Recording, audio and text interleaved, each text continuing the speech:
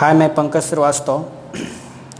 आज हम आप लोगों को भारतीय संविधान के अंतर्गत लोकसभा लोअर हाउस के बारे में एक एक पॉइंट्स पूरे डिटेल्स के साथ चर्चा करेंगे और लगभग सारे एग्ज़ाम बेसिस पॉइंट से हम कवर करेंगे लोकसभा को। तो आइए देखते हैं। देखिए, लोकसभा जानने से पहले इसके बारे में एक छोटा सा स्ट्रक्चर जान जाते हैं कि लोकसभा क्या होता है। तो देखिए, सबसे पहले लोकसभा जानने से पहले हमको कॉन्स्टिट्यूशन ऑफ पार्लियामेंट, संसद का गठन हमको देखना होगा। देखिए, संसद का गठन, संसद के गठन, संसद वर्ड, संसद को एक तरह से हम व्यवस्थापिका या विधायिका या संसद, तीनों में कोई भी वर्ड हम यूज कर सकते हैं। देखिए, संसद के बारे में आर्टिकल्स अगर देखा जाए तो आर्टिकल 79 से लेके 122 तक में संसद के बारे में जिक्र किया गया है। और भाग के बारे में देखा जाए तो संसद पार्ट 5 के अंतर्गत संसद को परिभाषित किया गया है। तो देखिए, विधायिका देश के लिए कानून का निर्माण करती है। देश में कोई भी कानून बनाती है वो संसद के द्वारा ही बनाया जाता है। ठीक है। विधायिका व्यवस्थापिका विधि, कानून, बिल को बनाने या निर्माण करने की शक्ति किसके पास होती है? विधायिका या संसद के पास होती है। अब विधायिका क्या होता है? मुख्यतः 2 स्तरों पे कार्य करता है। कौन कौन से स्तर पे? तो उसको देख लेते हैं एक बार। देखिए, एक तो हो गया केंद्र स्तर पे संसद और राज्य स्तर पे विधानमंडल। तो संसद मुख्यतः 2 स्तरों पे कार्य करती है, एक तो केंद्र स्तर पे और एक राज्य स्तर पे। तो केंद्र स्तर पे संसद कार्य करता है और राज्य स्तर पे विधानमंडल कार्य करता है। तो संसद के मुख्यतः 2 अंग हो जाते हैं, एक लोकसभा या निम्न सदन इसको बोला जाए, या राज्यसभा या उच्च सदन। सेम इसी प्रकार से विधानमंडल में क्या होता है? निम्न सदन होता है और एक उच्च सदन होता है। मीन्स एक विधानसभा होता है और एक विधान परिषद होता है। जिस तरह से संसद में लोकसभा, राज्यसभा होता है, सेम उसी प्रकार से विधानमंडल में विधानसभा और विधान परिषद होता है। अब आगे देखते हैं। अब देखिए, लोकसभा के बारे में अब पूरे डिटेल्स के साथ हम चर्चा करते हैं। एक एक पॉइंट्स जो भी एग्ज़ाम में क्वेश्चन पूछे गए हैं उसको हम वहीं पे डिनोट कर देंगे कि कौन से क्वेश्चन एग्ज़ाम में पूछे जा रहे हैं और कौन पूछने की संभावना है। तो आइए देखते हैं हम लोकसभा। आइए देखते हैं लोकसभा।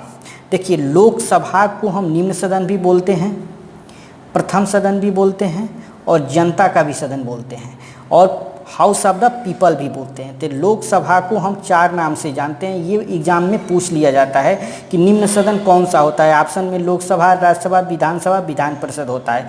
तो हम लोग यहाँ पे कंफ्यूज हो जाते हैं। निम्न सदन है क्योंकि लोकसभा का जो चुनाव होता है वो जनता के द्वारा क्या होता है? प्रत्यक्ष रूप से होता है, डायरेक्ट चुने जाते हैं। तो ये लोकसभा हो गया। तो प्रथम सदन, निम्न सदन और जनता का सदन, हाउस ऑफ द पीपल। अब देखिए, लोकसभा को आर्टिकल 81 के अंतर्गत परिभाषित किया गया है। तो आर्टिकल 81 में लोकसभा के बारे में बताया गया है।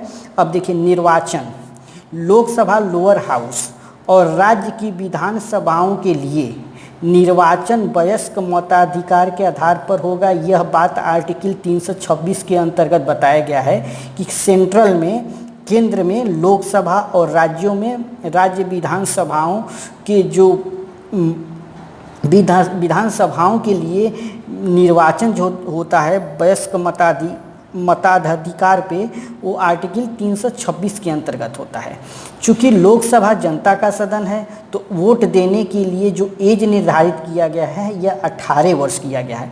तो यहाँ से क्वेश्चन पूछ लिए जाते हैं, 1-2 क्वेश्चन यहाँ से भी बन जाते हैं कि 18 वर्ष किस संविधान संशोधन के द्वारा 21 वर्ष से घटा के 18 वर्ष कर दिया गया लोकसभा में चुनाव की एज। कोई भी व्यक्ति लोकसभा में चुनाव में भाग ले सकता है जिसकी एज क्या होगी? 18 वर्ष होगी। यह प्रावधान पहले 21 वर्ष था। तो 61वां संविधान संशोधन 1989 के अनुसार भारत में अब 18 वर्ष की आयु प्राप्त व्यक्ति वयस्क माना जाएगा, जो पहले क्या था? 21 वर्ष था। तो 21 वर्ष से घटा के 18 वर्ष कर दिया गया। कौन से संविधान संशोधन? तो 61वां संविधान संशोधन 1989 के अंतर्गत। तो ये पॉइंट्स हमको ध्यान देना है कि लोकसभा में वोट देने के लिए 21 वर्ष से घटाकर 18 वर्ष किस संविधान संशोधन के अंतर्गत किया गया? तो 61वां संविधान संशोधन 1989। देखिए, लोकसभा के सदस्यों का जो चुनाव होता है प्रत्यक्ष रूप से होता है, ठीक है। प्रत्यक्ष रूप से का अर्थ मैंने डायरेक्ट चुने जाते हैं। मीन्स लोकसभा के सदस्यों के लिए चुनाव में जो व्यक्ति सबसे ज़्यादा वोट प्राप्त कर लेता है उसे चुनाव में क्या उम्मीदवार घोषित कर दिया जाता है, उसे जीत घोषित कर दिया जाता है। इसी को बोला जाता है first past the post system. First past the post system is FPTP। First past the post system ये बोलता है कि कोई भी व्यक्ति सबसे ज़्यादा वोट पा लेता है उसको क्या किया जाता है, उसे उम्मीदवार घोषित, जीत की उम्मीदवार घोषित कर दिया जाता है। यही first of the post system होता है। यह मात्र 2 जगह इसे लागू होता है। एक तो होता है लोकसभा में, एक होता है विधानमंडल के राज्य विधानसभा में। राज्य विधानसभा और लोकसभा के सदस्यों का जो चुनाव होता है उनका चुनाव फर्स्ट पास्ट दी पोस्ट सिस्टम के द्वारा होता है, जो सबसे ज़्यादा मत प्राप्त कर ले, न कि 50% वोट प्राप्त करे। 50% का प्रावधान ये सिंपल मेजॉरिटी का प्रावधान नहीं है। लोकसभा और राज्य विधानसभाओं के सदस्यों का चुनाव में कोई भी व्यक्ति लोकसभा के लिए संसद चुने जाते हैं या राज्य विधानसभा के लिए विधायक चुने जाते हैं, उनको जीत के लिए फर्स्ट पास्ट दी पोस्ट सिस्टम के द्वारा उनको चुनाव में उम्मीदवार घोषित कर दिया जाता है। आइए एक बार सीट के बारे में चर्चा कर लेते हैं। देखिए, लोकसभा के सीट के बारे में देखा जाए तो ये हम पहले एक छोटा सा वीडियो बना चुके हैं कि लोकसभा के सीटों के बारे में, अधिकतम और वर्तमान सीटों के बारे में पूरे डिटेल्स के साथ चर्चा कर लिए हैं। तो उस वीडियो को आप लोग ज़रूर देखिएगा। बट यहाँ पे भी हम फुल डिटेल्स में जब पढ़ा रहे हैं तो यहाँ पे भी इसके बारे में चर्चा कर लेते हैं। देखिए, लोकसभा में अधिकतम सीटों की संख्या 552 रखा गया है। अब वर्तमान जिस पे चुनाव होता है वो 545 है।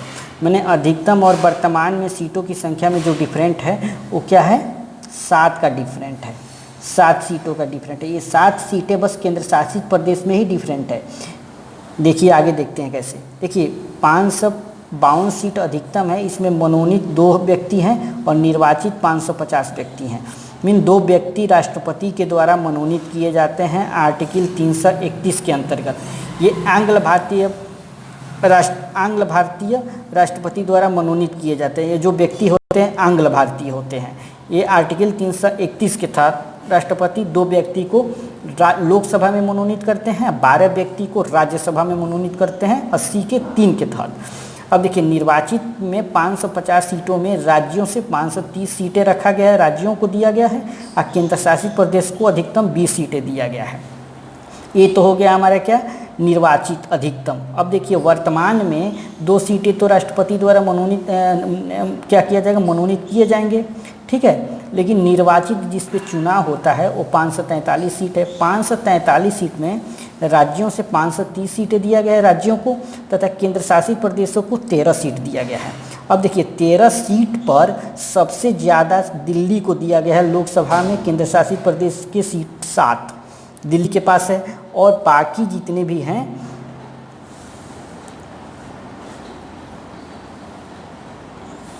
एक सीटें प्रत्येक केंद्र शासित प्रदेश को दिया गया। जैसे अंडमान और निकोबार को 1 सीट, चंडीगढ़ को 1 सीट, दादर और नगर हवेली को 1 सीट, दमन और दीव को 1 सीट, पुडुचेरी को 1 सीट और लक्षद्वीप को 1 सीट। इस प्रकार से 6 सीटें अन्य स्टेट को दिया गया है और 7 सीटें दिल्ली को दिया गया है, जो कि मिलके 13 सीट केंद्र शासित प्रदेश से हैं। तो इस प्रकार से हम क्या किए, लोकसभा के सीटों के बारे में देख लिए। आइए आगे। अभी हमने लोकसभा में 2 राष्ट्रपति के द्वारा मनोनीत सदस्य देखे हैं, उसके बारे में आइए पूरे डिटेल्स के साथ चर्चा करते हैं कि ये लोग कौन होते हैं, कैसे इनका चुनाव होता है, और लोकसभा, राज्यसभा और राज्यपाल के द्वारा कितने लोग मनोनीत किए जाते हैं, ठीक है। तो अब देखिए, जो लोकसभा में मनोनीत सदस्य 2 हैं, ये आर्टिकल 331 के अंतर्गत आते हैं। ये राष्ट्रपति द्वारा आंग्ल भारतीय होते हैं। देखिए, आंग्ल भारतीय का जो प्रावधान है, ये लोकसभा और विधानसभाओं में आंग्ल भारतीय प्रतिनिधित्व को 10 साल के लिए बढ़ाया गया। 69वां संविधान संशोधन अधिनियम 2000 के तहत मीन्स 69वां संविधान संशोधन 2000 के तहत इनको 10 साल के लिए बढ़ाया गया। पहले 1960 तक क्या है फिक्स था, 1960 से करके बढ़ा के इसको क्या किया गया 2000 तक किया गया 79वां संविधान संशोधन 2000 के तहत। तो इस तरह से ये 10-10 साल पे आगे के आगे बढ़ता रहेगा कि लोकसभा में कितने मनोनीत सदस्य रखे जाएंगे तथा राज्यसभा में कितने मनोनीत सदस्य रखेंगे। इस प्रकार से ये क्या आगे ऐसे ही कंटिन्यू बढ़ते रहेंगे। अब देखिए आंग्ल भारतीय कौन होते हैं, इसके बारे में थोड़ा सा हम चर्चा कर लेते हैं कि आंग्ल भारतीय लोग कौन होते हैं, क्योंकि बहुत ज़्यादा लोग कंफ्यूज रहते हैं कि एंग्लो इंडियन क्या है, ये कहाँ से आते हैं, ये कौन व्यक्ति होते हैं। तो इसके बारे में एक बार हम चर्चा कर लेते हैं। देखिए एंग्लो इंडियन संविधान के आर्टिकल 366(2) के तहत एंग्लो इंडियन ऐसे व्यक्ति को माना जाता है जो भारत में रहता हो। वो व्यक्ति क्या है कि भारत में रहता हो और उसका माता पिता या कोई पूर्वज यूरोपीय वंश के हो। मीन्स यूरोपीय वंश का अर्थ क्या हुआ, ब्रिटिश लोगों, मैंने ऐसे व्यक्ति जिनके माता पिता पहले क्या है पूर्वज, पहले वो ब्रिटिश लोग रह चुके हों। मीन उसके माता पिता में कोई भी खानदान में उसके कोई भी व्यक्ति क्या है ब्रिटिश के हों, वही व्यक्ति को भारत में राष्ट्रपति मनोनीत करते हैं 2 एंग्लो इंडियन। तो ये व्यक्ति क्या होते हैं, एंग्लो इंडियन होते हैं। अब देखिए हम एक बार मनोनीत सदस्य, बार बार नाम आ रहा है मनोनीत, तो मनोनीत सदस्य के बारे में हम देख लेते हैं पूरा डिटेल इसके साथ।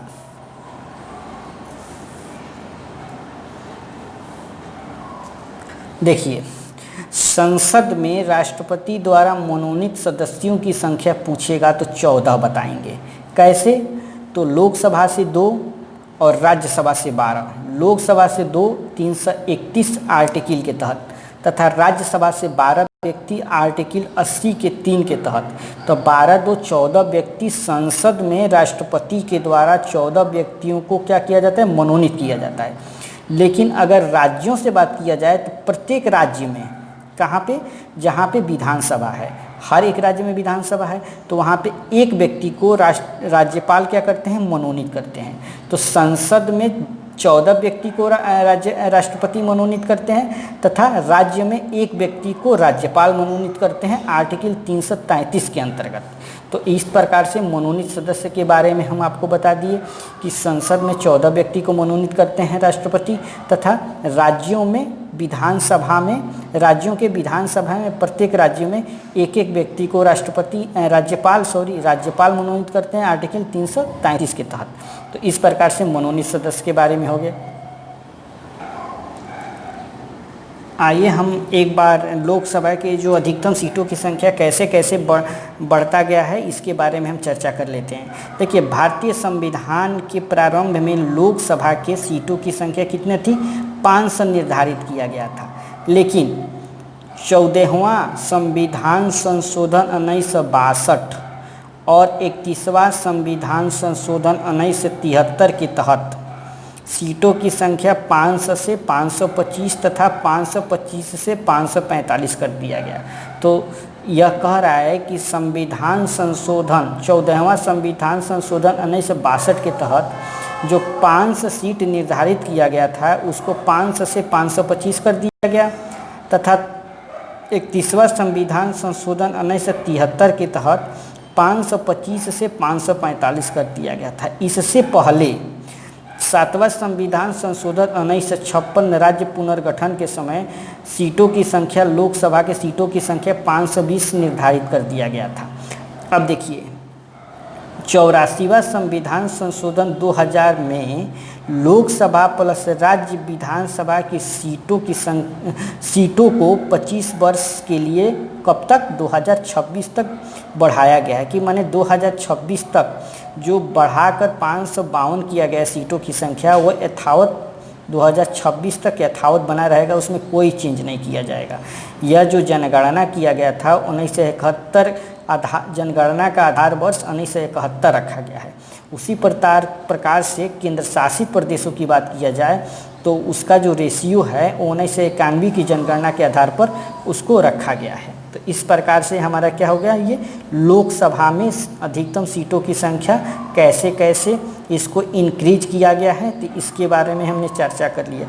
अब आते हैं लोकसभा में अनुसूचित जाति अनुसूचित जनजातियों के लिए कितने सीटों का प्रावधान किया गया है। तो सबसे पहले हमको देखना है कि लोकसभा में अनुसूचित जाति अनुसूचित जनजाति के लिए जो सीट का प्रावधान किया गया हो आर्टिकल 330 के तहत अनुसूचित जातियों को 47 सीट और अनुसूचित जनजातियों को 84 सीट दिया गया। इस प्रकार से लोकसभा में अनुसूचित जाति अनुसूचित जनजाति दोनों को मिलाकर देखा जाए तो 131 सीट इन लोगों के लिए आरक्षित किया गया है। तो लोकसभा में, राज्यसभा में बात किया जाए तो 332 के तहत राज्यसभा में अनुसूचित जाति अनुसूचित जनजातियों के सीटों का प्रावधान है। सेम उसी प्रकार क्या किया गया है कि एससी और एसटी के सीटों को 79वां संविधान संशोधन 2000 के तहत 10 साल के लिए बढ़ाया गया है। यह आगे भी ऐसे क्या होगा, ये बढ़ता रहेगा। देखिए लोकसभा में चुनाव की जो प्रक्रिया है उसके बारे में चर्चा करते हैं। देखिए लोकसभा में जो चुनाव की प्रक्रिया है, सीटों की जो संख्या है और राज्यों की जनसंख्या का क्षेत्रफल है, उनका रेशियो क्या होना चाहिए, इक्वल होना चाहिए, ऐसा प्रावधान किया गया है। बट जहाँ पे जनसंख्या 60 लाख से कम है वहाँ पे यह रूल क्या होगा, लागू नहीं हो सकती है। तो इसके लिए एक प्रावधान बनाया गया है कि प्रत्येक निर्वाचन क्षेत्र की पॉपुलेशन का उसके आवंटित स्थानों की संख्या से जो रेशियो होगा वो समस्त राज्यों के लिए क्या होगा, एक ही होगा। यह प्रावधान बनाया गया है। उसके बाद देखिए कि द्वितीय संविधान संशोधन 1952 के तहत सीटों की संख्या पॉपुलेशन के आधार पर निर्धारित किया गया। उस समय ये निर्धारित किया गया कि 7,50,000 पर एक सीट, लोकसभा के एक सीट वहाँ पे फिक्स किया जाएगा। लेकिन जहाँ पे जनसंख्या 7,50,000 नहीं है, क्या वहाँ पे एक सीट नहीं दिया जा सकता है? ऐसा नहीं, जो वहाँ पे भी कम से कम अगर 7,50,000 से जनसंख्या कम है वहाँ भी एक सीट दिया जाएगा, कम से कम एक सीट तो रहेगा ही। तो ये प्रावधान किया गया है। अब आइए देखते हैं कि लोकसभा में प्रत्येक राज्यों के लिए कितने कितने सीट का प्रावधान किया गया है और रखा गया है, क्योंकि ये भी एग्जाम में बहुत ज़्यादा पूछ लिए जाते हैं। देखिए लोकसभा में अगर देखा जाए तो सबसे ज़्यादा लोकसभा में उत्तर प्रदेश के पास सीट है, 80 सीटें हैं। महाराष्ट्र के पास 48 सीट हैं दूसरे स्थान पे। तीसरे स्थान पे पश्चिम बंगाल है जिसके पास कितना है, 42 सीट है। बिहार के पास 40 सीट है और तमिलनाडु के पास 39 सीट है। अगर अनुसूचित जनजाति के बारे में देखा जाए तो उत्तर प्रदेश के पास 17 सीट है अनुसूचित जनजाति में। पश्चिम बंगाल के पास कितना सीटें हैं, 10 सीटें हैं। तमिलनाडु के पास 7 सीटें हैं और बिहार के पास 6 सीटें हैं। अनुसूचित जनजाति के बारे में देखा जाए तो मध्य प्रदेश के पास 6 सीटें हैं और झारखंड के पास कितने हैं, 5 सीटें हैं। लेकिन 4 सीटें 3 जगह है, महाराष्ट्र, गुजरात और छत्तीसगढ़ के पास 4 सीटें हैं। किसके, अनुसूचित जनजाति के। केंद्र शासित प्रदेश में देखा जाए तो एससी के 1 सीट मात्र दिल्ली के पास है, 1 सीट। एसटी के बारे में देखा जाए तो दादर एवं नगर हवेली के पास 1 सीट है तथा लक्षद्वीप के पास कितना सीट है, 1 सीट है। तो एक केंद्र शासित प्रदेश की बात हुआ। आगे देखते हैं।